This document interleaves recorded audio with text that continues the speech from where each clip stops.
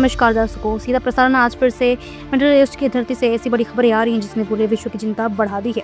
एक तरफ अमेरिकी राष्ट्रपति डोनाल्ड ट्रंप का ईरान पर तीखा बयान सामने आया है, तो वहीं दूसरी तरफ ईरान ने भी अपनी सैन्य तैयारियों को लेकर बड़े दावे कर दिए हैं। तनाव उस स्तर पर पहुंच चुका है जहां हर छोटी बड़ी घटना एक बड़े युद्ध की आग को भड़का सकती है। आइए सबसे पहले बात करते हैं अमेरिकी राष्ट्रपति डोनाल्ड ट्रंप के उस बयान की जिसने राजनीतिक गलियारों में हलचल मचा दी है। ट्रंप का कहना है कि ईरान मध्य पूर्व पर कब्जा करना चाहता है और ये कोई नई बात नहीं, लेकिन जिस अंदाज में उन्होंने यह बात कही है वह यह दर्शाता है कि अमेरिका की निगाहें अभी तेहरान पर पूरी टक्कर टिकी हुई है। वही ट्रंप का आरोप है कि ईरान के पास उतने हथियार नहीं होने चाहिए जितने उसके पास हैं। उनके मुताबिक ईरान जंग लड़ने में तो बेकार है, लेकिन बातचीत और रणनीति में बेहद माहिर बताया जा रहा है। साथ ही ये भी कहा जा रहा है यानी अमेरिका की नज़र में ईरान की असली ताकत उसकी डिप्लोमेसी और छन्न युद्ध मतलब प्रॉक्सी वॉर की रणनीति बताई जा रही है। ट्रंप ने इसी कड़ी में एक और बड़ा दावा कर दिया है। उन्होंने कहा कि अमेरिकी सेना ने ईरान के 154 जहाज़ों को नष्ट कर दिया है। यह आंकड़ा बेहद अहम बताया जा रहा है क्योंकि यह अगर सही है तो यह ईरान की नौसैनिक क्षमता पर एक बड़ा प्रभाव है।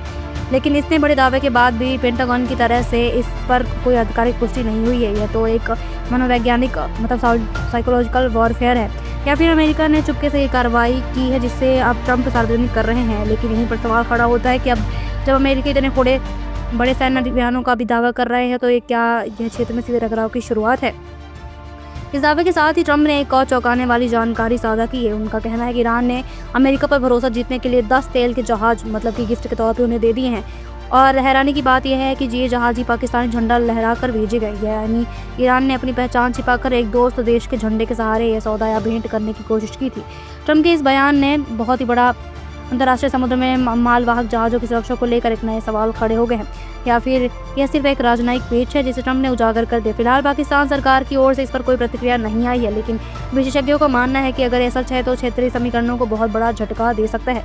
वहीं अब बात करते हैं ईरान की तरफ से सामने आई उन खबरों की जो इस उलझन को और ज़्यादा घना कर रही हैं। जिनके बीच ईरान ने एक बड़ा एक्शन लिया जहां तेहरान ने 2 संदिग्ध जासूसों को गिरफ्तार करने की घोषणा कर दी है। ये जासूस कथित तौर पर इजराइल की खुफिया एजेंसी मोसाद से जुड़े हुए बताए जा रहे हैं। इनके पास से जासूसी डिवाइस बरामद किए गए हैं। इसके अलावा 6 अन्य लोगों को भी हिरासत में ले लिया गया है। ईरान का यह एक्शन इसलिए भी अहम है क्योंकि पिछले कुछ महीनों में ईरान ने कई जासूसों को गिरफ्तार किया है और कुछ लोग फांसी की सजा भी दे चुका है। यानी ईरान के अंदर सुरक्षा एजेंसियां पूरी तरह अलर्ट पर हैं और वे अपने यहाँ घुसपैठ की हर कोशिश को नाकाम कर रहे हैं।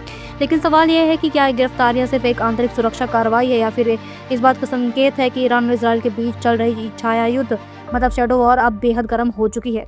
वहीं ईरान की तरफ से अमेरिका पर भी भारी हमले दावा का किया गया है, जहां ईरानी सेना ने प्रवक्ता ने दावा कर दिया है कि ईरान की मिसाइलों और ड्रोन हमलों के मध्य पूर्व में स्थित अमेरिका सैनिक ठिकानों को भारी नुकसान पहुंचा है। उनका यह कहना है कि अमेरिकी सैनिक अब सुरक्षित जगहों की तलाश कर रहे हैं जहां क्योंकि उनके बेस अब सुरक्षित नहीं रहे। खासतौर पर कतर, बहरीन और सऊदी अरब में जो अमेरिकी ठिकाने हैं वहाँ ईरानी मिसाइलों और सुसाइड ड्रोन अब ताबड़तोड़ हमले किए जा रहे हैं। ईरान का यह कहना है कि अमेरिकी दूतावासों और ऊर्जा से जुड़े अहम ठिकानों को भी निशाना बनाया गया है।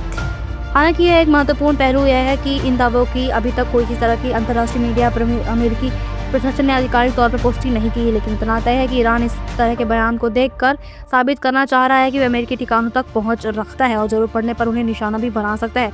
यह एक तरह से मनोवैज्ञानिक युद्ध का हिस्सा है, लेकिन इससे क्षेत्र में तनाव बेहद खतरनाक स्तर पर पहुंच गया है।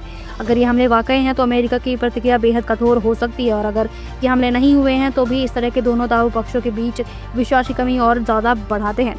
अब आते हैं उस खबर पर जो ईरान के लिए सबसे बड़ा झटका मानी जा रही है। युद्ध के पहले दिन से ही अमेरिका और इजराइल ईरान के सैन्य और राजनीतिक ढांचे को एक एक करके निशाना बना रहे हैं। लॉर्ड टीपर्स के एलिमिनेट किया जा रहा है, जहां इसी कड़ी में इजराइल ने दावा किया है कि उसने ईरान की इस्लामिक रेवोल्यूशनरी कोर को नौसेना कमांडर को मार गिराया है। जहां यह घटना ईरान के सबसे महत्वपूर्ण नौसैनिक अड्डे बंदर अब्बास में हुई है, जहां इजरायली दावों के मुताबिक नौसेना कमांडर अली रेजा तंगसीरी को भी ढेर किया गया है। अब आप सोच रहे होंगे कि यह नाम आखिर इतने महत्वपूर्ण क्यों है, तो हम बता दें कि अली रेजा तंगसीरी सिर्फ एक सैन्य अधिकारी नहीं थे, वे ईरान की नौसैनिक शक्ति के मास्टरमाइंड थे।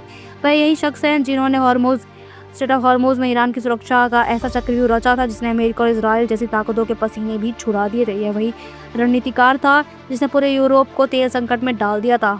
स्टेट ऑफ हॉर्मुज दुनिया का सबसे महत्वपूर्ण तेल मार्ग है और अली रेजा तंगसीरी वे सेनापति थी जिन्होंने सुनिश्चित किया था कि इस मार्ग पर ईरान की पकड़ मजबूत रहे।